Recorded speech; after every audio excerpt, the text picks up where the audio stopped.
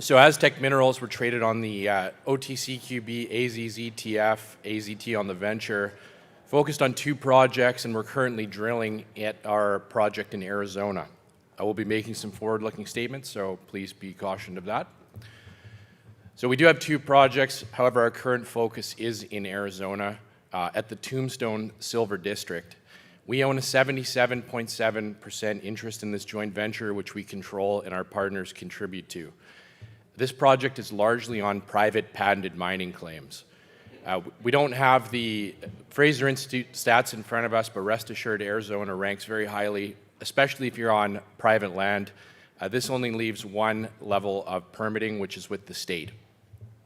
We also own a project in Sonora, Mexico. That's the Cervantes project, 100% owned. That's in eastern Sonora, and that is in a gold belt nestled in between some well-known mines owned by Alamos Gold and in particular the Mulatos mine and also the La India mine, which was a steady producer for Agnico Eagle.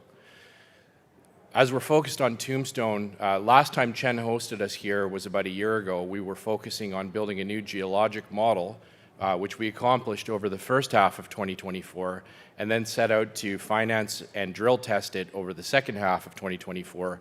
This recently wrapped up. We've now drilled 17 holes, and we've expanded on our shallow, potentially open-pittable gold-silver oxide zone, which has had some exceptional wide and high-grade gold-silver highlight drill intersections in the past, including 32 meters of 6.28 grams per ton gold equivalent. That's just gold-silver. And some bonanza-grade silver discovered a couple of years ago, 1.5 meters of almost 3,500 grams per ton silver. We've put about 68 drill holes into this project over the last 4 years and have had some exceptional results. The project also hosts a deeper CRD-style target, which is yet to be drilled. Cap structure, just quickly touch on this. So we're cheap. We're about a $25 million market cap. In October, when the silver and gold equities were participating with the move in the commodities, we did trade up to about a $40 million market cap, and that was before we started putting out any drill results. So I think at this point, given our news flow, we're extremely cheap. We have some drill results pending that'll be out over the next 2 to 3 weeks. I think it's a great time to have a look at Aztec. Recently had an initiating coverage report written on us by Red Cloud Securities, 60-cent target price, which is 3 times from where we're trading at today. In terms of our largest shareholders, Alamos Gold is the largest. They came in on a strategic financing a couple of years ago, and over the past 2 years, we've added some institutional investors that have particular focus and interest on open-pittable, potentially heap leachable gold and silver projects.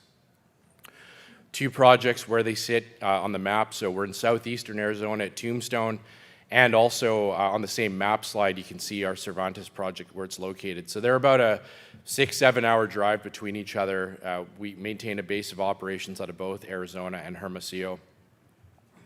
Zooming in a little bit on Tombstone, so these black symbols here are the old underground high-grade silver mines, which the district is famous for. Looking in the yellow highlight, you can see the contention open pit. So we had a very rich history of mining at Tombstone between 1880 and 1940 from the high-grade underground silver mines, and then in the 1970s, when the commodity price rose due to the inflation in the United States, you saw about a 10-year period of open pit heap leach mining along that 900-meter 2-pit contention zone broken into the main pit in the Grand Central. So that's been the focus of our drilling to date, is to expand on that open pit potential resource. That's been the focus of the initial 50 drill holes. You can see here, this is a grade thickness map that we're looking at, the red being the strongest grade thicknesses. I'll caution that this is not a 43101 compliant metric and cannot be construed as gross metal value or a proxy thereof, but it helps us rank the drill results and show how well disseminated the high-grade hits are along the north-south extent of this open pit target. Orthotopo view into the pit and our target zones. You can see this pit was dug to about 60 meters deep, so it's very shallow, and we've been drilling really with a focus to the west, to expanding it towards our west side target with a view to a potential open pit resource over the next year or so. Total drilling now, is just under 10,000 meters, 58 drill holes. We have seen some bonanza grade intersections within that drilling, which is a little bit more akin to what was historically mined. But generally, we're seeing 60 to 80 meter widths of pretty solid oxide gold, silver, averaging at about 0.8 to a 1 gram per ton average over those widths. Recently, we've expanded the drill program that we funded last year. We liked what we were seeing in the chips, so we expanded it by about 50% from 2,000 to 3,000 meters. We've only released results from the first 8 holes, so we still have 9 holes to report. And the holes that we have reported are from the contention main pit. Most recently, on Monday, we released holes 7, 6, and 10. Hole 10 was a standout. It returned 88 meters of just over 1 gram gold equivalent. And hole 7 was a very significant step out, which we think added significant volume to the model. So while we don't have a resource yet, internally what we can see is that we get very good return for the dollars that we spend drilling in our internal discovery cost per ounce model, and we look forward to sharing that in a subsequent presentation once we have published a resource. Now, upcoming news, this will focus on drill results from what we look at here as the west side area. So this is a new model that we've come up with. We found some schematics from the 1980s which suggested an open pit expansion a full 500 to 600 meters out to the west of the main pit. This was curtailed in the early 80s due to the volatility in the silver price, and we have now mapped, sampled, and come up with an understanding of the mineralizing structures that could host further gold-silver mineralization. So these results will be out soon, and then we've also found some good expansion potential, we believe, in the southern extension. So the final few holes of the program were drilled to the south of the main zone. So bottom line here, we see very significant potential to continue to grow this potential open pitable ore body.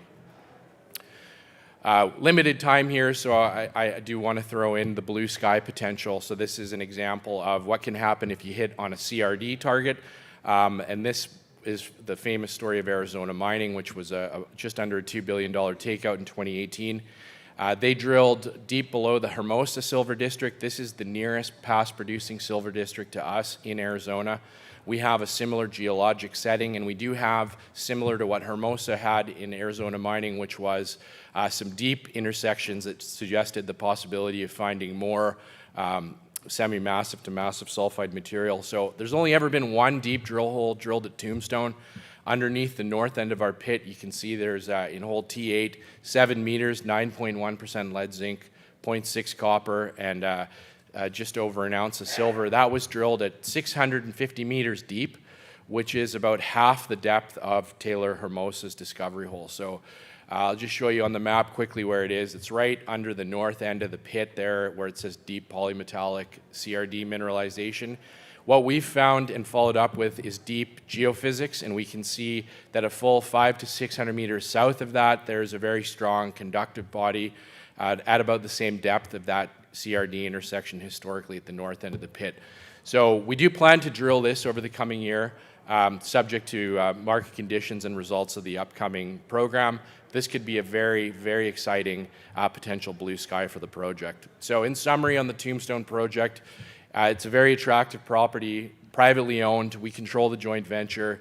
Infrastructure, it's all in place. It's past producing both from an open pit and an underground perspective. We've had successful drilling now over 4 years. We have drill results pending, and really we're in the right commodity for the right time. Very quickly on Cervantes, this is also a nearing advanced stage property. As mentioned, it's in a good gold belt, northern Mexico. A lot of talk about the political situation there. We'll see how it unfolds, but early indications are that the north, particularly Sonora, which is a very mining-friendly state, should have some potentially favorable outcome with the new Sheinbaum regime and their approach to open pit mining. So no immediate exploration planned here, but we're ready to get back and drill and expand on the discovery that we've made there. So with that, I've used up my 10 minutes. Thank you very much, Chen, for having us again. And if there are any questions, my contact information can be found here.